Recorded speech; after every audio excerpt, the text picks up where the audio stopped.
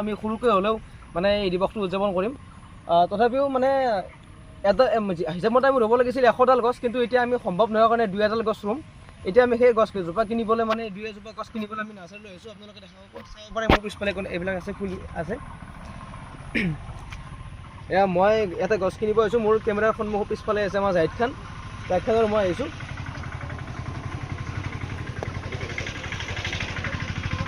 এয়া আমাৰ ওচৰতে থকা এখন নাৰ্চাৰী হয়, থাপাৰগাঁও বুলি। আপোনালোকে আগতে দেখা পাইছে আমাৰ ভিডিঅ'ত, আমি ইয়াতে দেখাইছোঁ। আমি ইয়াতে বহুবাৰ ফুল কিনিব আহিছোঁ, আমি বহুতবাৰ গছ কিনিব আহিছোঁ। আপোনালোকে চাব পাৰে মোৰ হাতত এয়া 3ডাল লৈছোঁ আমি। গোটেই মিলি 120 টকা লৈছে, মানে 50 টকা এডালত, কিন্তু অলপ কমাই ধৰিছে 3ডাল ল'বৰ কাৰণে। এডাল লৈছোঁ আপোনাৰ কৃষ্ণচূড়া, এডাল সৰু জাত, আৰু এডাল লৈছোঁ কি বুলি কৈছোঁ, এডাল ইউক্লিড বুলি কৈছে কিবা হা। এই দুডাল কিবা ওখ গছ লৈছোঁ, যাতে আমি মানে হেৰি ৰুব পাৰোঁ। তাৰমানে আমি গৰলেটো সেইকাৰণে ডাঙৰ গছ লৈ গৈছোঁ। তাৰমানে ওখ ডাঙৰ গছ লাগে যাতে ডাঙৰ দীঘল হয়, সেইকাৰণে আমি আৰিমাত্ৰ ৰজা যিটো আমাৰ গড় আছে তাতে ৰুওঁ। সেইকাৰণে আমি ডাঙৰ দীঘল গছ লাগে ভৱিষ্যতে ডাঙৰ হ'বৰ কাৰণে। বলক আমি আপোনালোকক দেখাই আছোঁ। নমস্কাৰ, আপোনালোক সকলোকে আজি বিশ্ব পৰিৱেশ দিৱসৰ অশেষ শুভেচ্ছা জ্ঞাপন কৰিছোঁ। আমি ইনস্পায়াৰ এণ্ড ক্ৰিয়েট ছ'চাইটিয়ে বৃহত্তৰ আৰু ঐতিহাসিক আৰিমত্ত গড়ৰ ওপৰত আমি 2ডাল বৃক্ষ ৰোপণ কৰাৰ কাৰণে আহিছোঁ।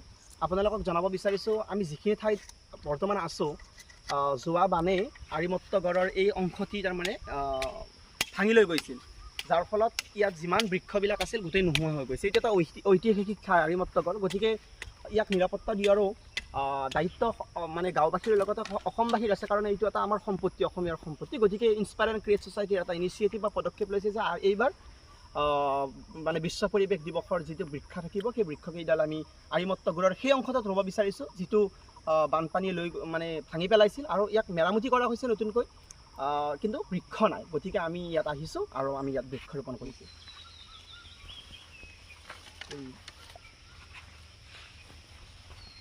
আমি 2ডাল ইউক্লিড আনিছোঁ, আৰু এই 2ডাল আমি আৰিমত্ত গড়ৰ ওপৰত ৰোপণ কৰিম। আৰু এইডাল আমি মাদৈকাটাৰ সোণাপুৰ জামে মছজিদৰ প্ৰাংগণত ৰোপণ কৰাৰ মন লৈছোঁ।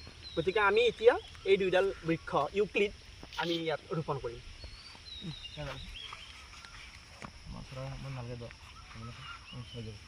আমি বিপ্লৱ পথলৈ আগুৱাম, আমি বিপ্লৱ পথলৈ আগুৱাম, বিপ্লৱ পথৰে যাত্ৰী আমি। সৰ্বহাৰাৰ মুক্তিকামী, সৰ্বহাৰাৰ মুক্তিকামী, বিজয়ৰ জয় গান গাই যাম। আমি বিপ্লৱ পথলৈ আগুৱাম, আমি বিপ্লৱ পথলৈ আগুৱাম।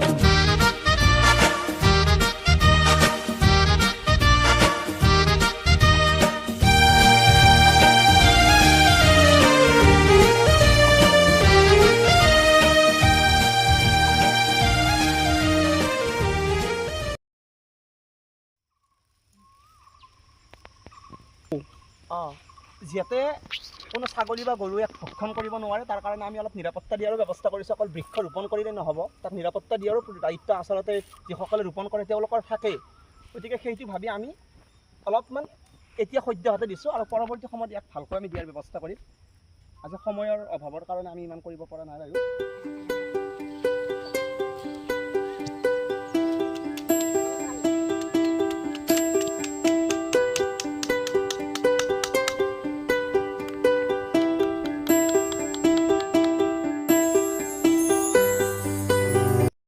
আৰিমত্ত গড়ৰ ওপৰত আমাৰ বৃক্ষৰোপণ কাৰ্যসূচী আমি সমাপ্ত কৰিলোঁ। এইবাৰ আমি আমাৰ গন্তব্যস্থান হৈছে সোণাপুৰ জামে মছজিদ, য'ৰ প্ৰাংগণত আমি কৃষ্ণচূড়া এডাল ৰোপণ কৰিম। গতিকে তালৈকে আপোনালোকে ভিডিঅ'টো চাই থাকিব।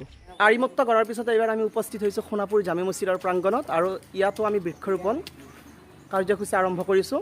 আমাৰ ইয়াত কৃষ্ণচূড়া গছ ৰোপণৰ আমি আলোচনা কৰিছিলোঁ। গতিকে আমাৰ ইনস্পায়াৰ এণ্ড ক্ৰিয়েট ছ'চাইটিৰ সম্পাদক জাহিদ খানে তাৰ প্ৰস্তুতি কৰি আছে। এয়া আমাৰ সাংগঠনিক সম্পাদক জাহিদ খান আৰু আমাৰ সন্মানীয় সদস্য ছাইদুল ইছলাম, দুয়োগৰাকীয়ে কৃষ্ণচূড়া গছডাল ৰোপণত ব্যস্ত আছে।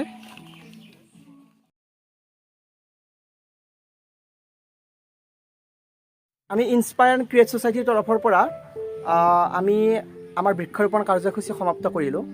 শেষত আপোনালোকক আকৌ এবাৰ আমি ইনস্পায়াৰ এণ্ড ক্ৰিয়েট ছ'চাইটিৰ সমূহ সদস্যৰ তৰফৰ পৰা বিশ্ব পৰিৱেশ দিৱসৰ শুভেচ্ছা জ্ঞাপন কৰিছোঁ। আশা কৰিছোঁ আপোনালোকে এডালকৈ হ'লেও কমচে কম আপোনালোকে বৃক্ষ ৰোপণ কৰক আৰু তাক সুন্দৰভাৱে আপডাল কৰক, যাতে আমি পুনৰবাৰ পৃথিৱীখন জীপাল কৰি ৰাখিব পাৰোঁ। ক্লাইমেট চেঞ্জৰ কথা আহি পৰিছে, বিভিন্ন ধৰণৰ বিশ্বায়নৰ সময়ত মানে গোলকীকৰণৰ প্ৰভাৱেও বহু ক্ষেত্ৰত মানে পৰিৱেশৰ ওপৰত এটা কুপ্ৰভাৱ মানে পৰা দেখিবলৈ আমি পাওঁ। গতিকে তাৰ সৈতে মোকাবিলা কৰাৰ কাৰণে উপায় হৈছে আমি বৃক্ষৰোপণ আৰু তাক ভালকৈ আপডাল কৰা। গতিকে শেষত আপোনালোকক পুনৰবাৰ আমি ইনস্পায়াৰিং ক্ৰিয়েট ছ'চাইটিৰ তৰফৰ পৰা বিশ্ব পৰিৱেশ দিৱসৰ শুভেচ্ছা জ্ঞাপন কৰিছোঁ আৰু আশা কৰিছোঁ আপোনালোকে এডালকৈ বৃক্ষ